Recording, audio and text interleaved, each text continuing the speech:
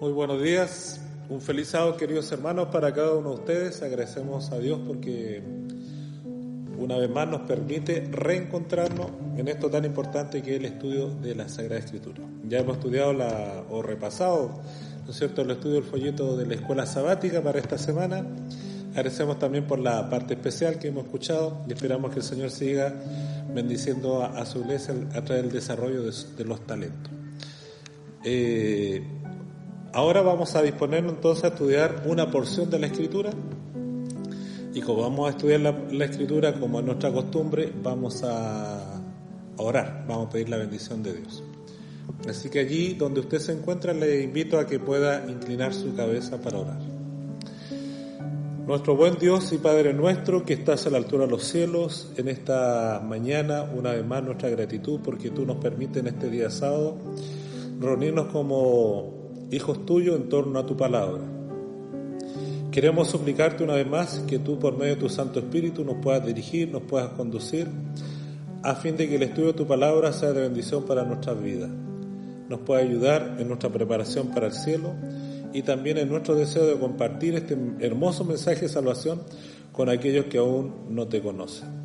Bendice a esta tu iglesia, a los hermanos y la familia aquí representada, también a nuestros amigos que se conectan, y permite, oh Padre, que una vez más podamos escuchar tu voz de manera clara, fuerte y decisiva. En el nombre de Jesús.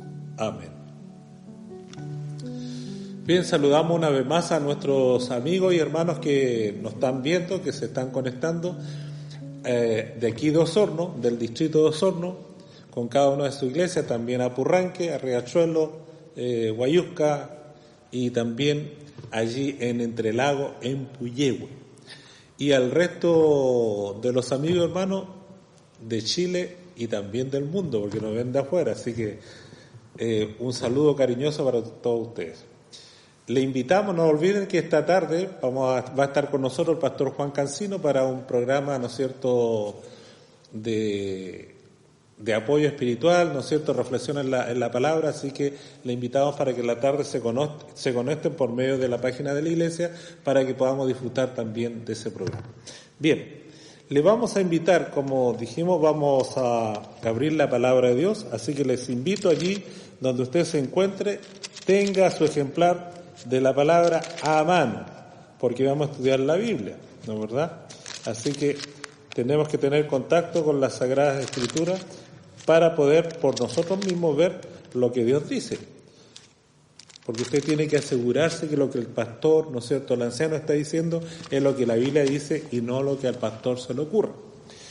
Bien, en un influyente libro escrito por el señor que tenemos aquí, ¿no es cierto?, al frente, que quizás muchos de ustedes no conocen, se lo presento. Él se llama Ludwig Andreas Berufach, es un filósofo, o fue, porque ya es muerto, un filósofo alemán que viviera en torno a los años 1804-1872.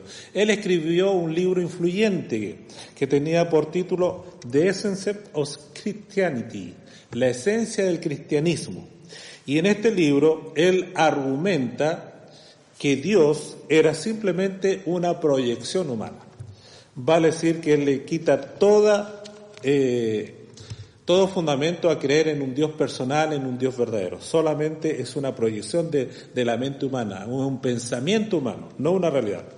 Por otro lado, el teólogo adventista Richard Rice escribió el libro The Reign of God, el reino de Dios, y él declara lo siguiente: no importa lo que aprendamos acerca de la inmensidad del universo o la complejidad del átomo, nosotros mismos somos el mayor de los misterios, y lo que más hemos aprendido de nosotros mismos ha llegado a ser el mayor de los misterios, en la página 96 y 97 de este libro.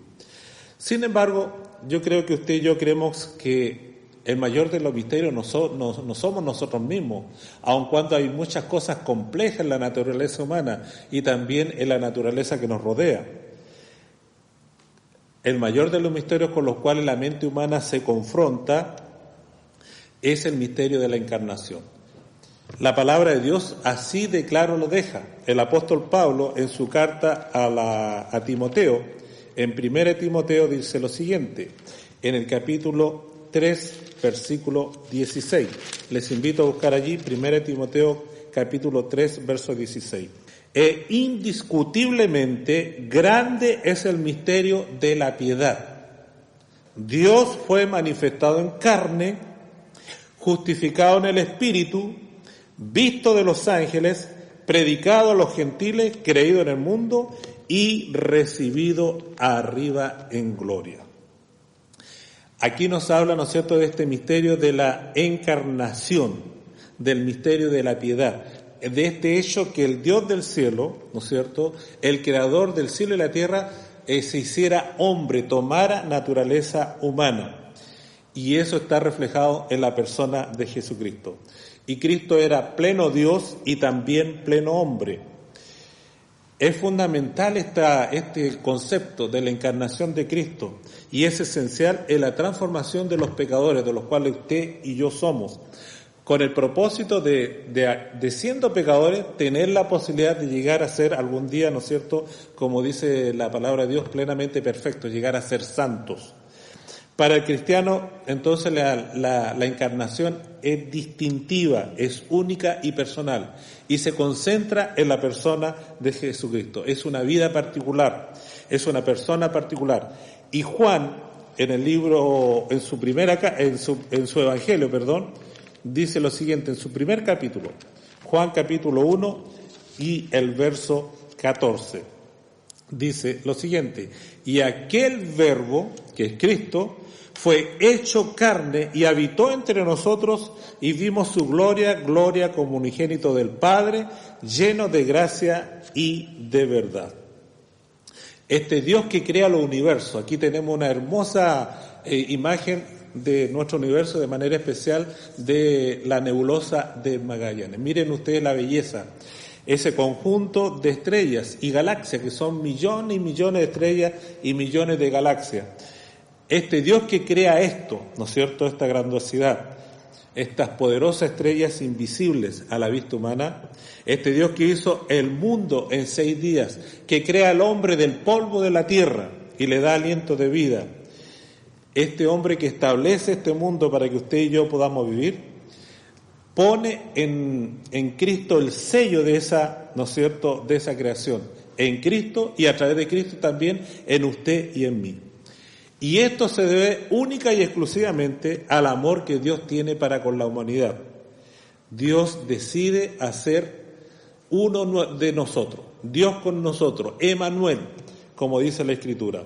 ¿Con qué propósito? Con el propósito de que algún día esta raza perdida, los pecadores que somos todos nosotros, podamos ser restaurados a la imagen, ¿no es cierto?, plena del Dios del cielo. El filósofo Celso, quien existiera por el siglo II de la era de Cristo, tuvo un ataque furioso contra el cristianismo y de manera particular a esta idea de la encarnación de Dios, a la encarnación de Cristo. Y él escribió su obra maestra, El discurso verdadero. Él describe lo siguiente, dice: Dios es bueno y hermoso y bendito, y todo esto en el mejor y más hermoso de los grados.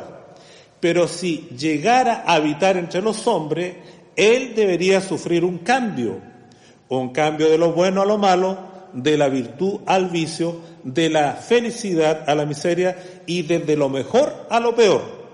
Entonces, ¿quién podría elegir un cambio como ese? En la mente de Celso era imposible que este Dios excelso, este Dios puro, este Dios, ¿no es cierto?, perfecto, bueno, tomara en algún momento la naturaleza del hombre, que es todo lo contrario. En el pensamiento filosófico griego, recuerden ustedes que hacen una separación entre el espíritu y el cuerpo.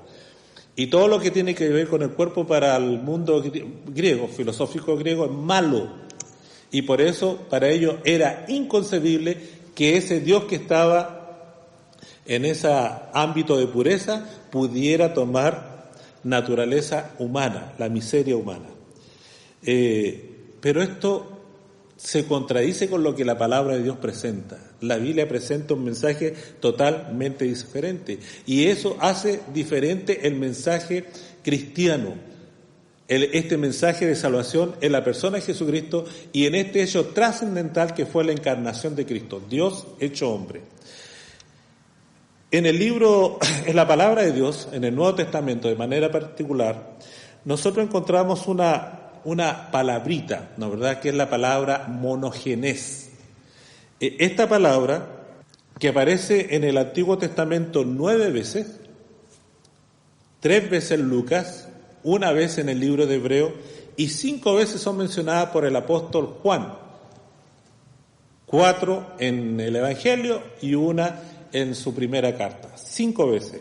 Y todas tienen que ver con la persona de Jesucristo. Ahora, esta idea, queridos hermanos, de la encarnación de Cristo, no es un pensamiento filosófico, no es una ideología o una mera teología, es una realidad en la persona de Cristo. Y solo en Cristo es que Dios llega a ser plenamente hombre. Y el término que utiliza Juan para hablar de la encarnación de Cristo es precisamente esta palabrita, la palabra monogenes. La palabra monogenes es una palabra de origen griego, compuesta de 2 términos, mono y genés. Mono significa uno, y genés, de ahí viene la palabra génesis, o gen, significa origen. Entonces, la palabra monogenes, que se traduce en la Biblia como unigénito, en realidad el término dice único, debe ser traducido como único en su origen, único en su especie, único en su tipo. Si usted lee en la Biblia, se habla de que Jesucristo fue el unigénito entre los muertos, el único entre los muertos. Habla en el libro de Hebreos, se utiliza el mismo término, pero mire la aplicación del término para un ser humano, que no sea la persona de Jesucristo. Yo le voy a invitar ahí a Hebreos capítulo 11. Si busca ahí, Hebreos capítulo 11. Verso 17. Aquí se utiliza el término monogenes. Por la fe Abraham, cuando fue probado, ofreció a Isaac, y el que había recibido la promesa ofreció, ¿qué dice? Su unigénito. Ahora, ¿Isaac fue el único hijo de Abraham? ¿Sí o no? No. Él tuvo otros hijos. Uno de ellos se llamó Ismael. Pero cuando habla de Isaac como el unigénito, no se está refiriendo a que Isaac es el único hijo de Abraham, sino que está diciendo que Isaac es el único en su especie. Isaac fue el único hijo de Abraham de la relación matrimonial entre él y su mujer, que era Sara. No hay otro hijo dentro de esa relación matrimonial. En ese sentido es un monogenes, el único en su tipo. Y recuerden la forma milagrosa en la cual también Isaac fue engendrado. Cuando Sara, ¿no verdad?, ya de forma natural, ¿no es cierto?, de forma normal, ya no podía tener hijos. ¿Por qué? Porque su costumbre, ¿no es cierto?, ya ella no menstruaba, ya no ovulaba, no había posibilidad. Pero aún en esa condición, el Dios del cielo, ¿no es cierto?, permitió este milagro de la concepción de este hijo prometido. Por eso Isaac es ese monogenes, el único en su especie. Entonces el término, más que unigénito, es único en su especie, único en su tipo. Y este precisamente es el mensaje que Juan nos presenta en su escrito, en el Evangelio de Juan y también en la primera carta de Juan, que fuera escrito en torno al año 100 de la era cristiana. De allí, ¿no es cierto?, la tradición dice que Juan escribe desde la ciudad de Éfeso. Y allí encontramos algunos versículos. Vamos a ver los cuatro versículos, los 5 que utiliza Juan. El primero de ellos está en el primer capítulo de Juan, el verso 14. Y aquel verbo es Cristo, fue hecho carne y habitó entre nosotros y vimos su gloria como, ¿de quién? Del unigénito, de este monogenés, de este único en su especie, único en su tipo, lleno de gracia y de verdad. Este Hijo unigénito, este Hijo exclusivo de Dios. Y el verso 18 agrega, a Dios nadie le vio jamás, el unigénito, este monogenés, que está en el seno del Padre, Él le ha dado a conocer. Y San Juan, el verso áureo, San Juan 3:16, dice, porque de tal manera amó Dios al mundo que ha dado, ¿a quién? A su Hijo unigénito, a su monogenés, para que todo aquel que le crea no se pierda, mas tenga vida eterna. Esta exclusividad en la naturaleza de Cristo. ¿Por qué Jesucristo este monogenés? Porque es único en su especie. Es 100% Dios y 100% hombre. Esa doble naturaleza tiene Jesucristo y eso lo hace diferente a todas las otras criaturas. No hay otro como Él. Y Él es el único que podía pagar la deuda, ¿no es cierto?, de la raza humana, la deuda del pecado. Y por eso Jesucristo viene a este mundo para darnos esa posibilidad. El verso 18 dice lo siguiente, y el que cree en Él, en Cristo, de San Juan 3:18, no es condenado, pero el que no cree ya ha sido condenado, porque no ha creído en ¿quién? En el nombre del unigénito Hijo de Dios, de este monogenés. Y finalmente allí en Primera de San Juan, capítulo 4, vamos a buscar, es la quinta vez que Juan utiliza este término y que él lo aplica exclusivamente a Jesucristo. Primera Juan 4, verso 9. En esto se mostró el amor de Dios para con nosotros, en que Dios envió a su Hijo unigénito al mundo para que vivamos por Él.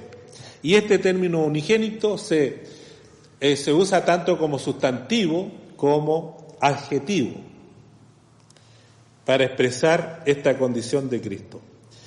Y como expresa allí, ¿no es cierto?, 1 Juan, volvamos ahí, a San Juan capítulo 1, perdón, el verso 14, si es que no me equivoco, sí, vamos a leer del verso 1 en adelante.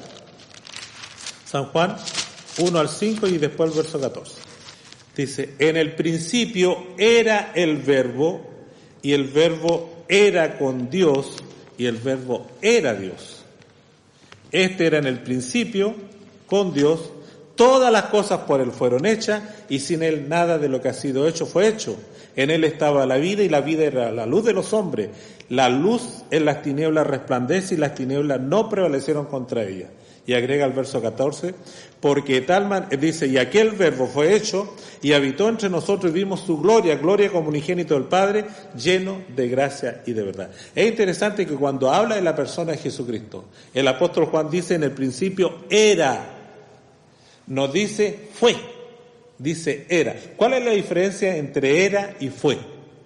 Los dos son términos pasados, pero hay una diferencia en el accionar del verbo. El término fue es una realidad que fue y que ya no es más, no existe más. Pero el término era es una realidad que fue constante y Jesucristo siempre ha sido.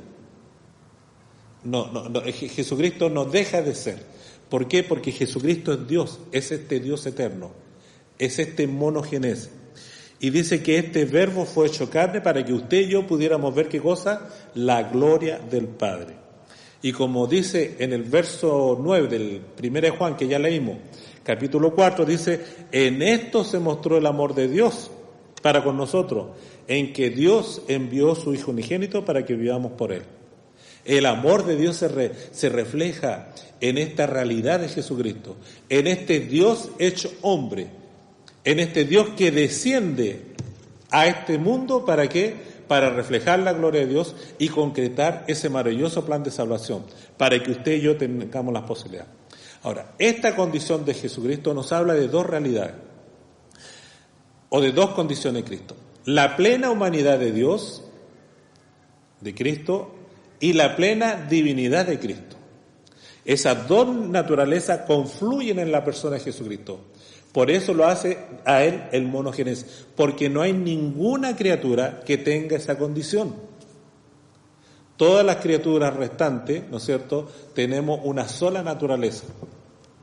Pero Jesucristo tiene una doble naturaleza, 100% Dios y 100% hombre. Veamos en cuanto a la humanidad de Cristo, ¿qué nos dice, ¿no es cierto?, el Evangelio?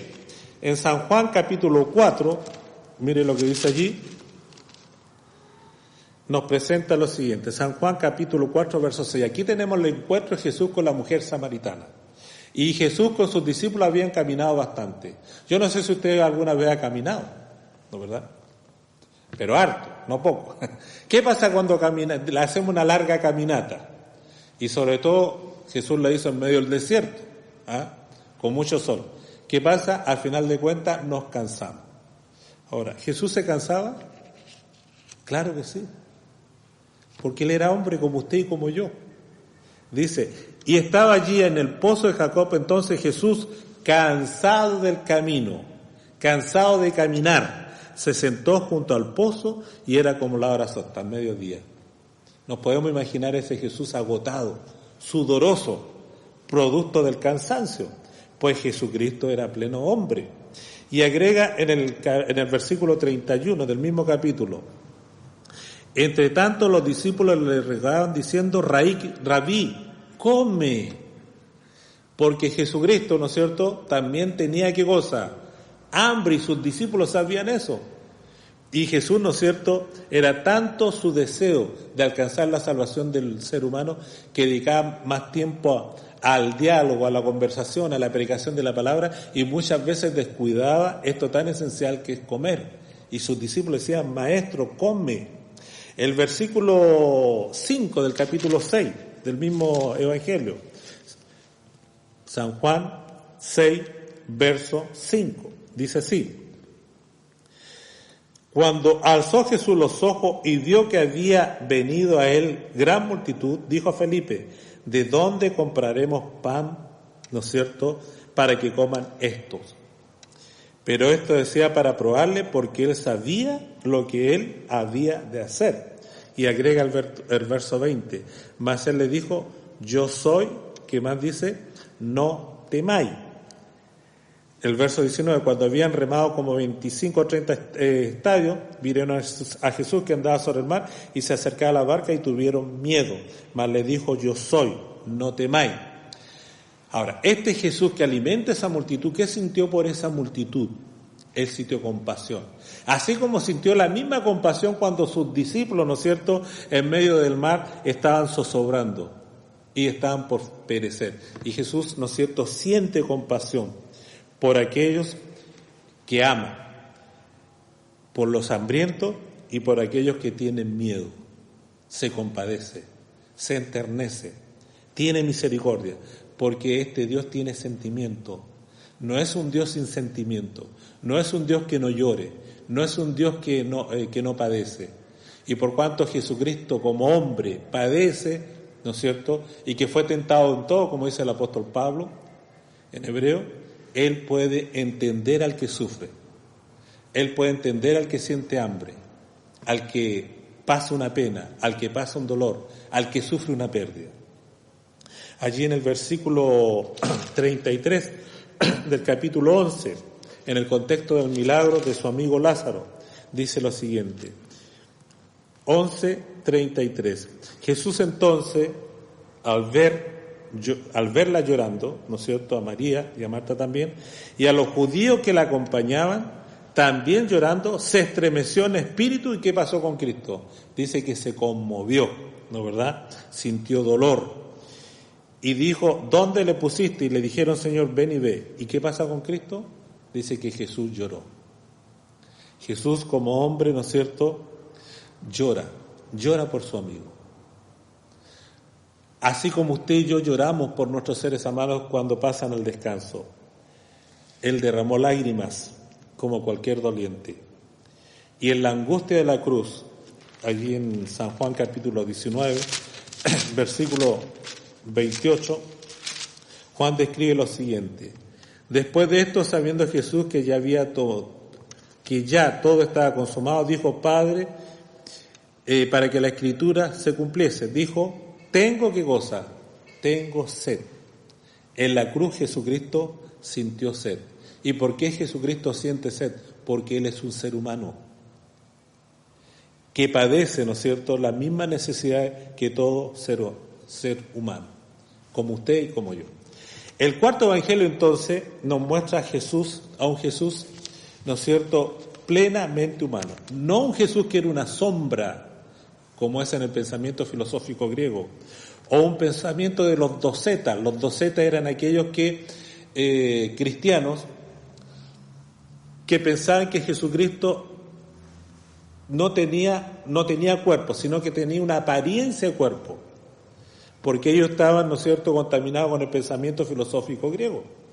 Pero Jesucristo no era un fantasma, Jesucristo no era una sombra, no era una idea, era un hombre de carne y de hueso, así como usted y como yo.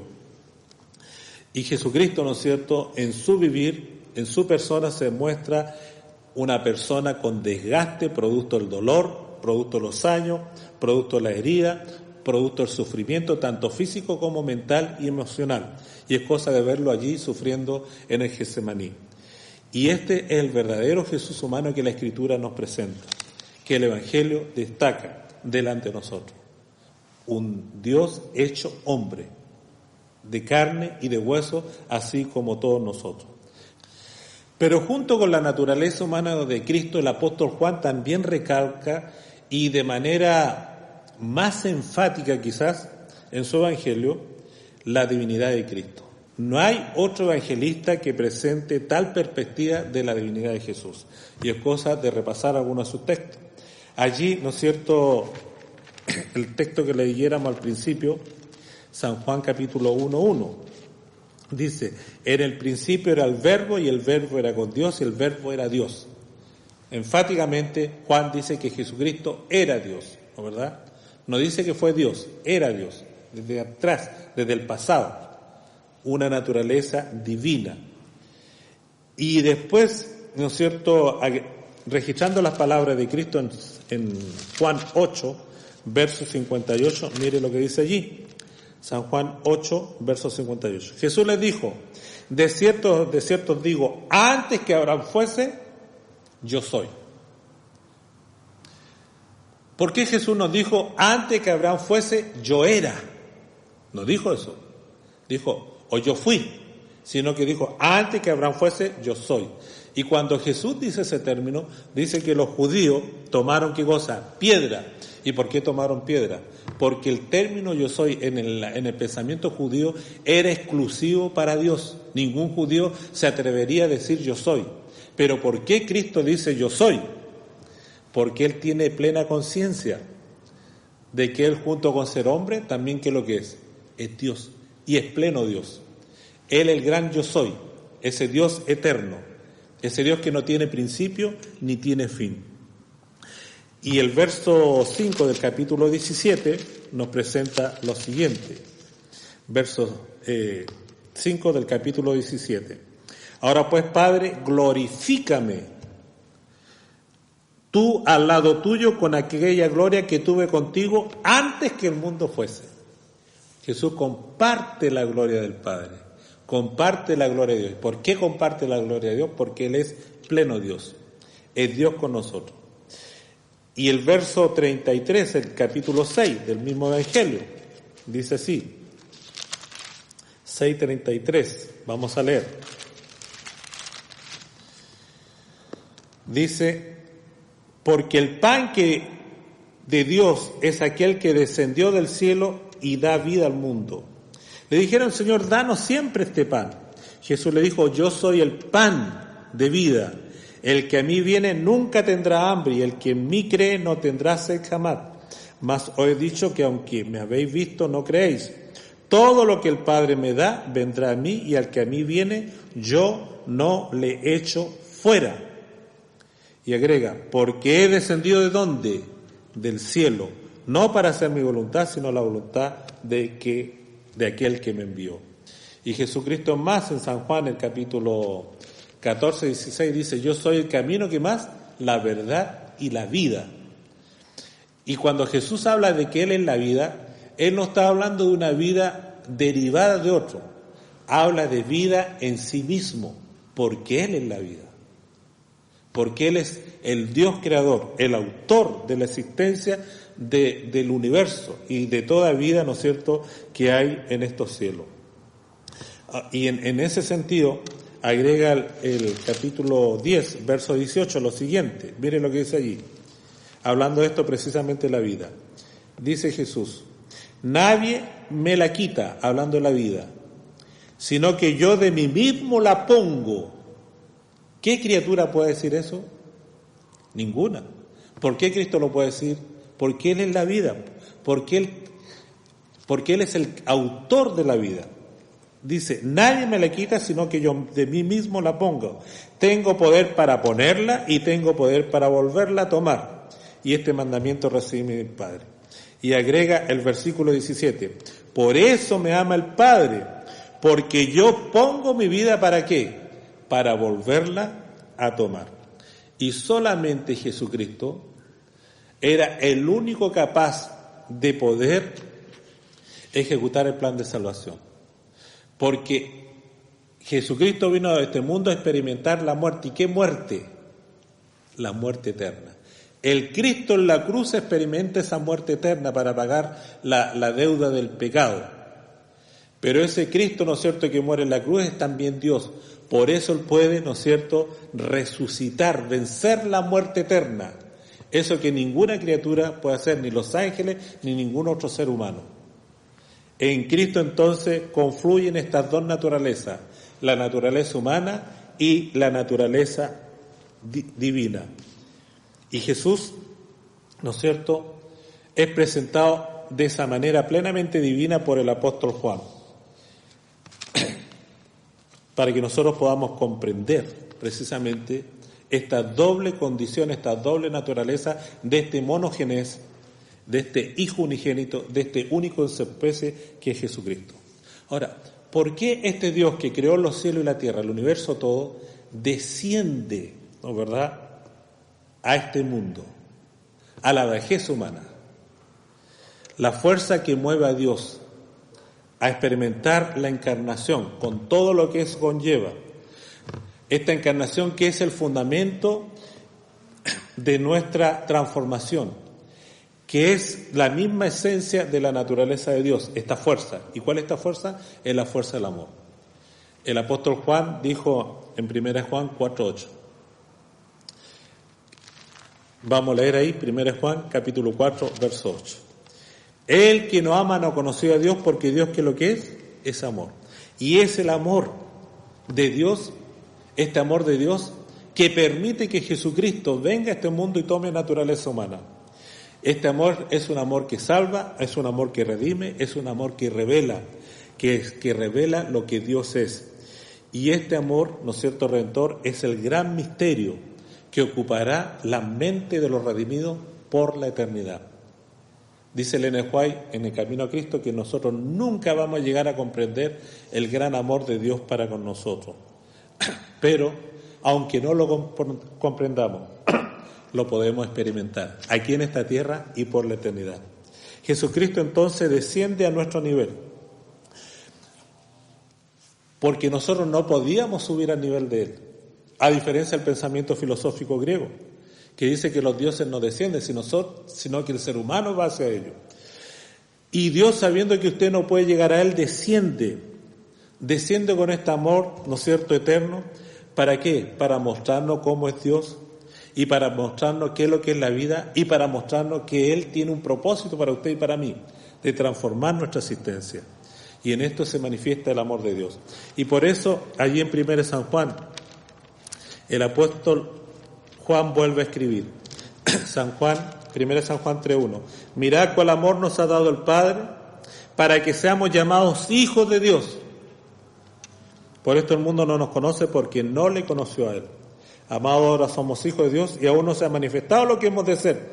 Pero sabemos que cuando Él se manifieste seremos semejantes a Él, porque le veremos tal como Él es. Mirad cuál amor nos ha dado el Padre. Jesucristo toma naturaleza precisamente humana con el propósito de manifestar el amor de Dios para con nosotros. Y para que usted y yo lleguemos a ser, ¿qué cosa? Un hijo de Dios. Ahora dice, somos hijos de Dios, pero aún no se ha manifestado plenamente lo que hemos de ser. ¿Por qué? Porque cuando Cristo venga, seremos tal como Él es. En el libro El Camino a Cristo, la página 16, Elena de White escribió lo siguiente: es imposible que escapemos por nosotros mismos del abismo del pecado en que estamos sumidos. Nuestro corazón es malo y no lo podemos cambiar.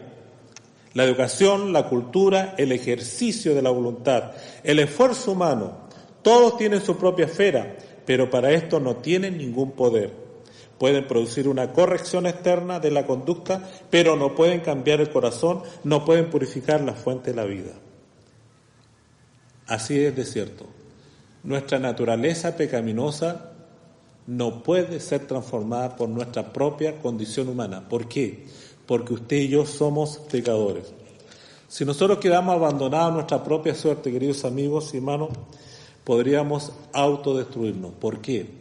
Porque este cáncer que es el pecado yace en la esencia de todo individuo, de todo ser humano, no importando su condición religiosa, no importando su tendencia sexual, no importando su género, su nacionalidad, su estatus social, su educación, su edad, nada. Todos somos pecadores. Y como dice la Escritura, no hay justo ni aun uno. Y esto es evidente en los actos que vemos, ¿no es cierto?, a diario en esta humanidad perversa, incluso dentro de los círculos religiosos. Hace poco leí una noticia, no sé si usted la leyó, allí en Santiago, en Las Condes, un barrio alto, donde hay gente educada, ¿no es verdad?, donde usted esperaría otra conducta. Una anciana de 80 años fue violada por su hijo de 40 años. ¿Cómo usted puede entender eso? Eso no es otra cosa producto de la bajeza humana, del pecado que nos asedia. Y si nosotros no caemos en la mano de Dios, podemos llegar a hacer tal tipo de barbaridad o peores cosas que ella. Es cosa que usted lea en la Biblia. Cuando ve a hombres que hicieron cosas perversas como Manasés, que, ¿no es cierto?, quemó a su hijo. O también al levita en el libro de los jueces, que entrega a su concubina para que sea violada y después, ¿no es cierto?, la descuartiza en 12 partes. Y así otra historia nefasta que encontramos en la Biblia, pero que también se repiten en el mundo, en nuestra sociedad y muchas veces en los círculos cristianos. Todas las personas que están presas en la cárcel dicen ser cristianas, dicen ser creyentes en Dios. Pero ¿cómo se explica esto otro? Por nuestra condición pecaminosa. Por nosotros mismos, queridos hermanos, no podemos cambiar. No hay ninguna posibilidad. Pero a Dios gracias, este Dios, ¿no es cierto?, eterno, se hizo hombre, tomó naturaleza humana. Y el nacimiento de Cristo, allí en Belén de Judea, nos habla de que Dios, así como pudo transformarse, como dice allí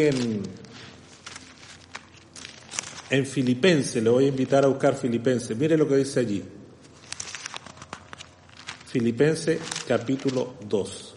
Dice el verso 5. Haya pues en vosotros este sentir que hubo también en ¿quién? En Cristo Jesús, el cual siendo en forma, esta palabra forma en griego es morfosis, morfo, forma. De ahí viene la palabra metamorfosis. Lo que pasa, ¿no es cierto?, con las mariposas, que van de gusanito a mariposa, de una larva. Metamorfosis, un gran cambio. Dice, Jesucristo tenía forma de Dios, pero no estimó el ser igual a Dios como cosa que aferrarse, sino que se despojó a sí mismo tomando forma de siervo, hecho semejante a los hombres, y estando en la condición de hombre se humilló a sí mismo, haciéndose obediente y obediente hasta la cruz. Entonces, es solo en la medida en que Cristo, este Cristo que se transforma, este Dios que se hace carne, este Dios que se encarna, es la medida que este Cristo que se transforma en que viva en tu corazón, en mi corazón, transformándonos, fortaleciéndonos, es que podemos experimentar esta vida verdadera. Es que podemos experimentar un cambio, porque solo Él llegó a ser uno con nosotros. Y todo esto debido al amor que Dios tiene para con nosotros. Entonces, este Cristo, al llegar a ser uno con el ser humano, este Manuel que dice Mateo, Dios con nosotros, ese poder transformador que permite que Cristo, siendo el Dios del cielo, tome naturaleza humana, se minimice a tal punto de estar, ¿no es cierto?, en el vientre materno de María. Ese mismo poder que permite eso está disponible para todo ser humano, para ti y para mí. Usted no ha escuchado, o quizás mismo usted se ha escuchado a sí mismo decir, yo no puedo cambiar. ¿Le ha pasado? Todos tenemos nuestras luchas con nuestras tendencias pecaminosas. Pero, queridos hermanos, la palabra de Dios, el hecho de la encarnación de Cristo, nos dice que esto que es imposible para nosotros, para Dios es posible. Por eso Juan nos habla del propósito primordial de esta encarnación. En esto, 1 Juan 4:9, nuevamente lo leo. En esto se mostró el amor de Dios para con nosotros, el amor que Dios tiene para contigo, en que Dios envió a su Hijo unigénito. El amor de Dios permite la encarnación de Cristo al mundo. ¿Para qué? Para que tú y yo vivamos por Él. Solo este poder transformador de Dios en la encarnación de Cristo, que es fundamental y es la plataforma fundacional de nuestra creencia, es también la forma fundamental para nuestra transformación. Por cuanto el Dios del cielo se transformó, Él nos dice que Él también puede transformar tu vida y mi vida. El pecador más débil, el pecador más vil, más miserable, más reacio, hundido bajo el peso del pecado, puede preguntar, ¿puede Dios cambiar y salvar a un pecador como yo? ¿Puede Dios transformar a un pedófilo?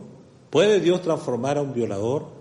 ¿Puede Dios transformar a una persona egoísta? ¿Puede Dios transformar a un homosexual, a una lesbiana, a un transexual, a un ladrón, a un adúltero, a un fornicario, a un egoísta o lo que sea? La transformación de Cristo, la encarnación de Cristo es un rotundo sí del Dios del cielo. Porque ese Dios que fue capaz de transformarse, de tomar naturaleza humana, Él dice que puede hacer un cambio en tu vida. Y Dios no solamente que Él dice que Él sí, Él puede, sino que Él también lo quiere hacer y lo hará. ¿En qué medida?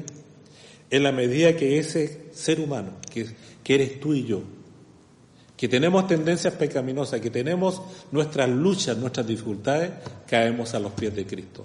Y cuando tú y yo caemos a los pies de Cristo, no hay poder, no hay ninguna fuerza que le pueda impedir a Dios hacer la obra de transformación que tu corazón y mi corazón necesitan.